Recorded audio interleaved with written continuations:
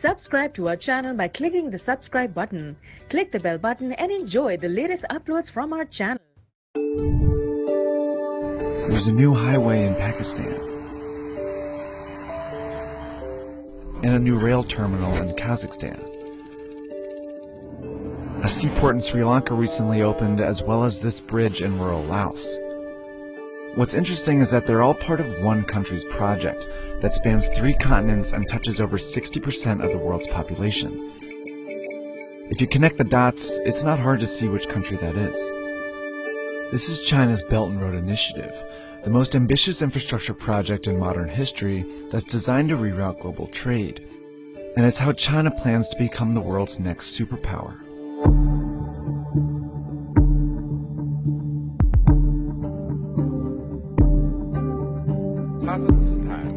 Kazakhstan. It's 2013, and Chinese President Xi Jinping is giving a speech in Kazakhstan, where he mentions the ancient Silk Road, a network of trade routes that spread goods, ideas, and culture across Europe, the Middle East, and China as far back as 200 BC.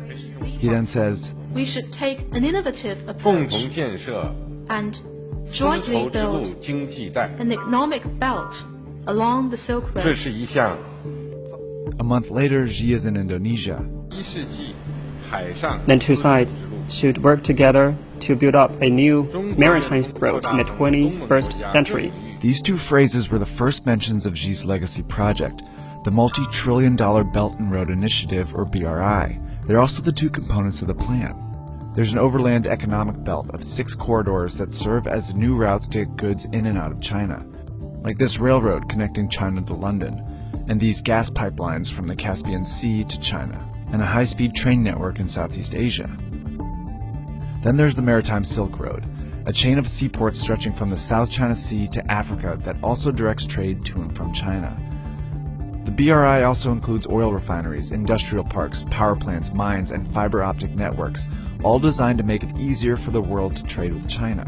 So far, over 60 countries have reportedly signed agreements for these projects. And the list is growing because China promotes it as a win-win for everyone. Take, for example, the BRI's flagship project, Pakistan. Like many countries in Central and South Asia, Pakistan has a stagnant economy and a corruption problem. It wasn't a popular place for foreign investment, that is until China came along. In 2001, China offered to build a brand new port in the small fishing town of Gwadar. By 2018, the port, as well as a highway and railway networks, became a $62 billion corridor within the BRI. It's where the economic belt meets the Maritime Silk Road, and it seemed to benefit both countries. Pakistan saw its highest GDP growth in 8 years and forged a tight relationship with a major world power.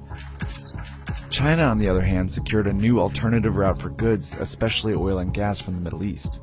Through projects like these, it also found a way to boost its economy. Chinese construction companies that had fewer opportunities within their own country saw a huge boost from BRI contracts. 7 out of the 10 biggest construction firms in the world are now Chinese. What tips the balance in China's favor even more is a requirement that it be involved in building these projects. In Pakistan, for example, Chinese workers have directly built projects like this highway here, and a Chinese firm has worked with locals on a railway here in Serbia. China's involvement is one of its very few demands, and that's set these deals apart so far. See, typically, to get investment from the West, countries have to meet strict ethical standards. But China's offered billions of dollars, mostly in loans, with far fewer conditions. So it's no surprise the BRI has been a big hit with the less democratic countries in the region. China has signed agreements with authoritarian governments, military regimes, and some of the most corrupt countries in the world. It's even affiliated with Afghanistan, Ukraine, Yemen, and Iraq, all currently splintered by conflict. Because of China's willingness to loan money to unreliable countries, many experts have called the BRI a risky plan. Eventually, these countries will have to pay China back, but corruption and conflict make that payback unlikely. A recent report found that many of the countries indebted to China are very vulnerable, including 8 that are at high risk of being unable to pay. So why does China keep lending? Because there's more to the BRI than just economics. In Sri Lanka, China loaned about $1.5 billion for a new deepwater port. It was a key stop on the Maritime Silk Road. By 2017, it was clear Sri Lanka couldn't pay back the loan, so instead they gave China control of the port as part of a 99-year lease. China also controls the strategic port in Pakistan, where it has a 40-year lease. It's pushing for a similar agreement in Myanmar, and it just opened an actual Chinese naval base in Djibouti. These are all signs of what's been called the string of pearls theory.